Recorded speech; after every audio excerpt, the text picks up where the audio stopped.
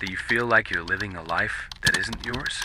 That there's something deep inside, something you haven't fully understood, but that calls to you in the silence of the night? Maybe that call comes from your shadow, because what you repress, what you don't want to show, what you've learned to hide, may be the hidden key to your true self. In this video, we'll explore how your dark side can reveal the purpose of your life according to the philosophy of Carl Jung. You'll understand why your fears, traumas, impulses, and even your anger are not obstacles, but messengers of your destiny. How to know your darkness without being consumed by it. Why embracing fear can be your greatest act of courage. How accepting the evil in you can, paradoxically, make you someone more truthful. And what Jung called individuation, the process of becoming who you were born to be. But be careful, because once you see your shadow, there's no way back. Subscribe to the channel only if you are ready to dive where no one else dares to go, to find what no one else is able to become. Until you make the unconscious conscious, it will direct your life, and you will call it fate. Carl Gustav Jung was not just a psychologist. He was an explorer of the human soul, a cartographer of the unconscious. Unlike Freudian psychoanalysis, which saw the human being as a field of repressed conflicts tied to the past, Jung looked beyond. He saw the individual as a project in transformation, a being moving toward wholeness. For him, the goal of life was not superficial happiness, but the realization of the self, that which you are in your most authentic core, beneath the masks, traumas, and social conventions. And to reach this self, there was a calling, the call of individuation, a symbolic journey where you must face, integrate, and transform the forgotten parts of yourself, especially the shadow. This calling doesn't come with applause, but with discomfort. Jung believed that symptoms of anxiety, existential crises, and even disturbing dreams were not problems to be eliminated, but symbolic messages from the unconscious trying to correct the direction of your life. It's as if the soul were screaming, "You are not living who you truly are." In that sense, the darkness you feel is not a mistake. It's an invitation to look at the aspects you have repressed, denied, or ignored, ...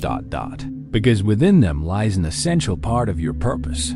Jung said that each person is born with a unique potential, a psychic configuration that must be lived fully. But society, family, education, all of it shapes you from an early age to fit into patterns.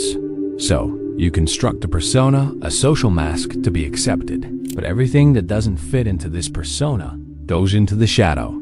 Your creative impulses, your repressed aggression, your unspoken desires, your ability to say no, your vulnerability, all of it accumulates in the unconscious. And the tragic part is that by trying to be what the world expects, you end up drifting away from who you were born to be. Your purpose, then, hides in your inner darkness. That's why Jung insisted, the path to purpose isn't about looking only outward, toward goals, status, or social validation, but about diving within where opposites live. The journey of individuation is painful because it demands that you face everything you preferred to forget. But it's also liberating because as you integrate the shadow, you reclaim parts of yourself that were exiled. And that's when transformation begins. What once seemed like fear becomes courage. What once seemed like weakness reveals strength. And what once seemed like chaos turns out to be the exact missing piece for the puzzle of your life to make sense. In the end, the call to wholeness is not an abstract ideal. It is profoundly practical, personal, and demanding. It forces you to look at the dark side, not to become darker, but to become more whole. Jung teaches us that the purpose of life is not to escape darkness, but to dance with it, to dialogue with it, and through it, to find your center. And this center is not something you invent. It is something you discover, to the extent that you have the courage to be who you truly are, with everything that includes. Jung revealed to us a disturbing but liberating truth. You are not only what you show to the world, you are also everything you hide. And it is precisely in that hidden, silent, and avoided space that dwells what he called the shadow. The shadow is the set of characteristics, desires, impulses, and memories that your ego has rejected. What you learned you cannot be, that you should not feel, that is not you. But what happens to all that? It doesn't disappear. It simply sinks. Buried in the unconscious, it keeps acting, shaping your decisions, sabotaging your relationships, distorting your worldview, all of it without you even noticing. The shadow is not evil by nature. It is simply what is outside the light of consciousness. In many cases, it also carries unexplored talents, suppressed sensitivities, dormant strengths. But since you were taught to fit in, to please, to adapt, you learn to renounce those parts of yourself. The shadow, then, is made just as much of your anger as it is of your authenticity, just as much of your vices as it is of your freedom. And the more you try to be perfect, the more it grows. Because perfection demands repression. And where there is repression, there is shadow. It is your inner reflection, distorted by the mirror of denial. And the most dangerous part? You project this shadow onto others. Everything you don't accept in yourself, you begin to see and hate in others. Envy, arrogance, weakness, cruelty. You point outward, but the mirror is inward. Jung said that what irritates you in others may be a powerful sign of what you have not yet integrated in yourself. So, the shadow doesn't just limit your fulfillment. It poisons your relationships, your self-esteem, and your freedom. You become a prisoner of a silent inner war. And how can you escape something you refuse to acknowledge? But the shadow is not the enemy. It is the guardian of the gate. It protects what is most true in you, even if in a dysfunctional way. Anger may hide the desire to be respected. Fear may contain the longing for freedom. Shame may protect the desire to be seen. Integrating the shadow does not mean surrendering to inner chaos, but decoding its symbolic language. When you listen to the shadow, it stops screaming and begins to reveal. Jung believed that your purpose is not where the light is, but where the tension is. That which disturbs you the most, fascinates you irrationally, probably carries something from your shadow. Therefore, ignoring it is ignoring yourself. Facing it, on the other hand, is the first step toward freedom. Because only when you recognize your shadow can you begin to choose, no longer acting on autopilot, but with awareness. And in that act of looking within, of welcoming what was exiled, you begin, for the first time, to taste what it means to be whole. Comment below. I embrace my shadow. If starting today, you've decided to stop running from yourself and begin to live your true purpose with awareness and courage. One does not become enlightened by imagining figures of light, but by making the darkness conscious. Knowing your own darkness is an act of radical courage, not because it requires physical strength, but because it confronts the greatest of fears, the fear of seeing yourself without masks. Jung believed that true self-knowledge begins when you abandon the idea of improvement and start to see deeply what you really are, with all that is confusing, contradictory, instinctive, and imperfect in you. This is not a beautiful process. It's intimate, unsettling, sometimes brutal, but it's true. And it is this raw truth, stripped of pretense, that marks the beginning of the journey toward purpose. Most people live dodging themselves. They fill time with distractions, hide behind personas, justify their behaviors, blame others or the world. But all of that is the ego's strategy to avoid facing what's inside. Because looking inward means taking responsibility. And taking responsibility means losing the excuses that uphold the illusion of control. Knowing the darkness means looking at the feelings you usually ignore, the resentment you deny, the envy you rationalize, the anger you turn into a joke, the sadness you disguise as strength. But how do you actually do that? How do you listen to what's hidden? Jung suggested observing your dreams, your impulses, your exaggerated reactions. Because the unconscious speaks to you, not in words, but in symbols. When you have a disturbing dream, when you react disproportionately to something small, when someone bothers you and you don't know why, that's no coincidence. That's your shadow material trying to emerge. The question is, do you have the courage to listen? Or will you keep silencing what's trying to set you free? Knowing your darkness is not just an introspective exercise. It's an act of inner alchemy. It's like entering a dark cave and realizing that something sacred is hidden inside. At first, everything seems chaotic. Screams, shadows, fragments. But if you stay, if you breathe in that space, something begins to make sense. You realize that the monster chasing you was just a part of yourself that was never heard. And by looking into its eyes, you reclaim a piece of who you are. And thus, little by little, you become more whole. This is the paradox of self-knowledge. The deeper you dive into the dark, the more light you find. True clarity doesn't come from denying what is ugly, but from integration. You don't heal by pretending you're fine, nor do you find yourself by always trying to be. You transform when you have the courage to say, yes, I feel this. Yes, this is also me. And in that moment, something shifts. You are no longer a character trying to control everything. You are a human being, real, imperfect, alive, walking the path of returning to yourself. Knowing your darkness is only the beginning. The next step, and perhaps the most challenging, is working on yourself. Not like someone trying to fix a broken machine, but like someone trying to cultivate a forgotten forest, full of ancient roots, buried wounds, and dormant seeds. Jung called this process individuation, the ongoing path of becoming who you truly are. But this is not a straight road. It is a spiral full of repetitions, falls, and returns. There is no manual. There is only the daily commitment to look inward and choose truth, even when it hurts. Working on yourself requires abandoning the illusion that transformation will come from outside, from someone who understands you, from a formula for success, from a new external beginning. No, true change is internal, solitary, and deep. It's you facing yourself in silence. Jung said that no one becomes conscious without pain, and that is literal.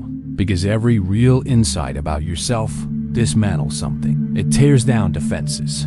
It calls your justifications into question. It's common in this process to feel more lost than before because the ego, which used to be in control, begins to be challenged by deeper voices that have been silenced for years. This inner work involves digging into memories, recognizing repetitive patterns, accepting old wounds without trying to erase them. It involves observing your own thoughts, automatic behaviors, the choices you make without realizing. And more than that, it involves acting against the old self. It's not enough to understand why you sabotage yourself. You need to stop the sabotage.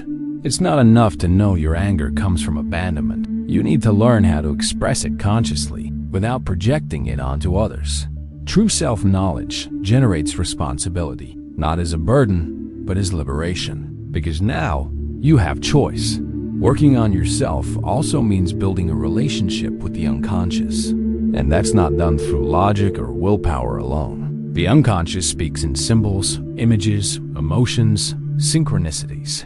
That's why Jung valued art, dreams, active imagination, symbolic writing. It's no coincidence that his books are full of myths, archetypes, and metaphors. He knew the individuation process is not linear, it is poetic. And you only access that level when you stop trying to understand everything rationally and start listening to the language of the soul. Finally, working on yourself is not a project with an end date. It is not a ladder to the top. It is a constant return to the center, that inner point where polarities reconcile, where the shadow stops being the enemy and becomes an ally. It is a work of humility because you are never finished. And it is a work of love because the more you accept who you are, the less you demand that the world saves you. Jung knew this. Transformation is not an event, it is a practice. And every step along this path brings you closer to something greater than yourself, to your truth, your mission, your purpose. Knowing your darkness and working on yourself are profound acts, but if they stop at introspection, they become just another form of spiritual avoidance. Jung was clear in saying that true transformation requires action. It's not enough to understand your shadow. It's not enough to speak with the unconscious. You need to act in the real world. because psychological integration is only complete when what was understood internally is manifested externally, in your choices, your relationships, and the way you live. Taking action is to declare with your body and your deeds, I am responsible for my own individuation. But this action is not the action of the traditional hero. It's not about winning, conquering, or dominating. It's something more subtle and more radical. It is the attitude of accepting the risk of being who you are, even if that costs you comfort, acceptance, or stability. Jung said that the ego fears individuation because it implies leaving behind the persona, that mask carefully built to be loved, accepted, validated. And removing that mask hurts, because with it, you also lose control of the narrative you've been telling yourself. But that is exactly where action begins. When you choose authenticity, even if that means facing the unknown. Taking action also involves breaking invisible pacts. Many of us live in loyalty to family systems, social roles, old versions of ourselves, and breaking from that can be devastating. But it is necessary. There are moments when the soul demands a rupture, a change in direction, a separation, the abandonment of old habits, of environments that no longer resonate. And in those moments, the fear will be immense, because the old self still screams. But if you don't act, if you don't take a stand, if you don't cross over, you will remain trapped in the same dance of repetitions and frustrations. Jung believed that the self, the deepest core of the psyche, does not reveal itself to those who merely observe. It reveals itself to those who respond, and to respond is always dangerous. It means giving up neutrality to leave things as they are and committing to something greater. Sometimes that action will be silent, an internal decision, a new boundary, a refusal. Other times it will be visible, a career change, a decisive conversation, a new path. But in every case, it will mark a point of no return. Because after you act with awareness, you can no longer pretend you don't know who you are. Deep down, taking action is letting the soul take the wheel of life, even if the ego resists. It is trusting that your shadow, once integrated, will not destroy you, but guide you. It is accepting that living your purpose is not about finding a perfect plan, but about living with integrity, even when it's hard, even when you stumble. Because every small action based on inner truth strengthens the connection with the self. And so, step by step, decision by decision, you stop being just another adapted fragment and become, finally, a whole human being. If there is one feeling that accompanies every step of individuation, it is fear. Fear of the unknown, fear of losing control, fear of becoming what you've long avoided seeing. Jung understood fear not as a weakness to be overcome, but as a symbolic compass, a sign that you are approaching something essential. Because what paralyzes you is not what is irrelevant. What paralyzes you is what has the power to change everything. Fear does not show up when you're living on autopilot. It appears when you start to touch the edges of your truth. Embracing fear is not surrendering to panic. It's the opposite. It's looking at fear with awakened awareness and saying, I know why you're here. Fear is a guardian, not an enemy. It protects doors we are not yet ready to walk through. But the time comes when you have to decide. Either you stay outside, safe and fragmented, or you cross the threshold and risk becoming whole. That crossing always comes with inner trembling, doubt, a sense of vertigo, because the ego fears everything it cannot control, and the self is precisely that which escapes its dominion. On the path of integration, fear reveals where the limits of the false self lie. It shows the blind spots where you still cling to the persona, where you still hide from your own light. And that's where the Jungian paradox emerges. To face. The shadow is not only to face the darkness, it is also to bear the intensity of the light. Many fear their own power, their own brilliance, their own autonomy, because being free means no longer blaming others. It means carrying the weight of your own existence without outsourcing responsibility. Fear is the test. Are you ready to stop being protected and finally become yourself? Jung believed that fear has an archetypal function. It marks the threshold between two worlds.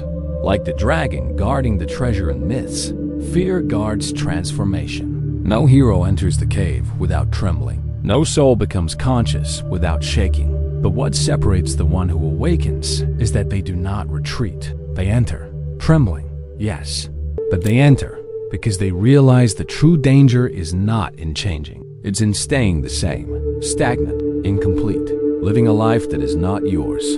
Embracing fear, therefore, is an act of inner faith. Not faith in dogmas, but faith in the process. Faith that even when everything seems to collapse, something is being rebuilt in the invisible. That internal chaos has a secret order. That fear, no matter how much it hurts, is leading you to a breaking point. And every breaking point, when met with courage, can become a rebirth. Jung saw fear as part of the soul's alchemy, fire that purifies, burning that transforms. And if you have the courage to walk through that fire, on the other side, something new will emerge. Someone new, you, whole. Among all the truths Jung revealed, perhaps this is the most unsettling. Inside you, there is evil. Not the caricatured evil of simple stories, but real evil. The capacity to hurt, to manipulate, to lie, to destroy. And the more you deny this part, the more it acts in the shadows of your psyche, gaining strength without your awareness. Jung said that evil is not something to be fought outside, but something to be recognized within. And this recognition is essential, not to justify your own mistakes, but to stop being a hostage to them. Accepting evil is a gesture of awareness, not of surrender. Most people live in a moral bubble, an identity based on the idea of being a good person. This self-image provides comfort, but also denial, because when you believe you are essentially good, everything that doesn't fit that idea gets expelled into the shadow. Aggression becomes guilt, anger becomes shame, ambition becomes repression. And those forces, though ignored, remain alive, but act without control. Jung warned, what you refuse in yourself ends up possessing you. That's why accepting evil is the first step to not being ruled by it. But accepting evil is not surrendering to destruction. It's exactly the opposite. It is recognizing that this power exists in you and therefore can be consciously channeled. Anger can become boundaries. Aggression can become focus. Ambition can become creation. Evil, when recognized, transforms. When denied, it retaliates. That's why true goodness is not born from the denial of evil. It is born from its lucid integration. The human being who acknowledges their darkness becomes ethical, not out of fear of punishment, but out of inner responsibility. They know what they're capable of, and so they consciously choose not to cause harm. Jung saw this acceptance as one of the most advanced stages of individuation. The matured ego is the one that can bear knowing who it truly is, with its instincts, impulses, contradictions. Only this ego can hold the self, which is totality. As long as you try to be only light, you remain incomplete. As long as you flee from your ability to cause harm, you don't become free, only domesticated. But when you embrace that dark side and place it in service of truth, you touch a profound force, that of someone who has stopped running from themselves. And there, at that point, purpose begins to take form, not as purity, but as wholeness. Not as an ideal, but as a destiny lived with awareness. If you made it this far, write in the comments. What part of you do you hide the most? And could it be exactly what the world most needs to see? Purpose as inner alchemy. Jung believed that the purpose of life is not something you invent. It is something you discover, revealed at the exact point where your consciousness touches the unconscious.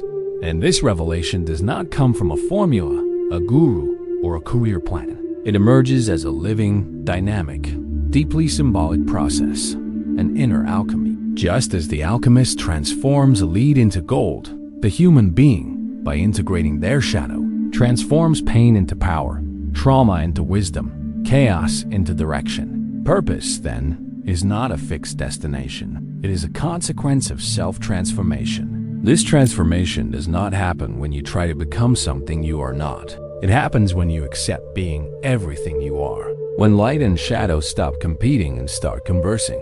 When you stop running from your anger and start understanding what it wants to protect. When you look at your vulnerability without shame and discover within it the strength of empathy. Inner alchemy requires that you reject no part of yourself, because every fragment of your psyche no matter how undesirable it may seem, carries sacred information about who you are and about who you are becoming. Purpose is not an external ideal to be reached. It is the inner center that begins to vibrate when you live in alignment with your essence. When your choices are no longer driven by fear, but guided by truth. When you no longer define yourself by others' approval, but by your loyalty to your inner path. That is why so many feel empty, even after external achievements, because they have not yet descended into the deeper layers where purpose reveals itself, not as a clear answer, but as a silent, intimate, non-negotiable voice. In the end, the great realization of Jungian philosophy is simple and brutal. You must die to who you thought you were, to be reborn as who you truly are. This rebirth does not happen only once. It repeats itself with every crisis, every confrontation with the shadow, every new step toward wholeness. Purpose is not something you find all at once. It reveals itself little by little as you have the courage to live with depth, with integrity, with soul. And in this process, every pain becomes a portal, every fall becomes a symbol, and every darkness, once crossed, becomes light. Being whole is not being good, it is being true. You did not come into the world to please, nor to be perfect. You came to become whole, and that is a lonely, brutal, and sacred path. Because being whole demands that you look into the eyes of your shadow and say, I will no longer run. It requires that you face fears, break old pacts, abandon false identities. It requires that you walk through the fire of your own soul and not retreat. Because your purpose is not on the surface. It is in the depths, at the exact point where your pain meets your courage. Jungian philosophy offers no easy promises. It doesn't tell you, follow your heart. It tells you, go down and listen. Listen to your anger, your fear, your anguish, your wish to disappear, your sense of not belonging. All of that speaks. All of that carries clues. Because every part of you try to hide also wants to lead you back home. You don't need to be light. You need to be real. And the only way to discover your true purpose is to have the courage to be who you really are, with everything that includes. Some think this was the end, but beware, the war is not over. There are still things left unsaid. These two videos in front of you are not here by accident. One of them speaks of an invisible pattern that might explain why you sabotage yourself precisely when things start to go right. But I'm not going to tell you which one. You'll have to risk the click. So, which one will you choose?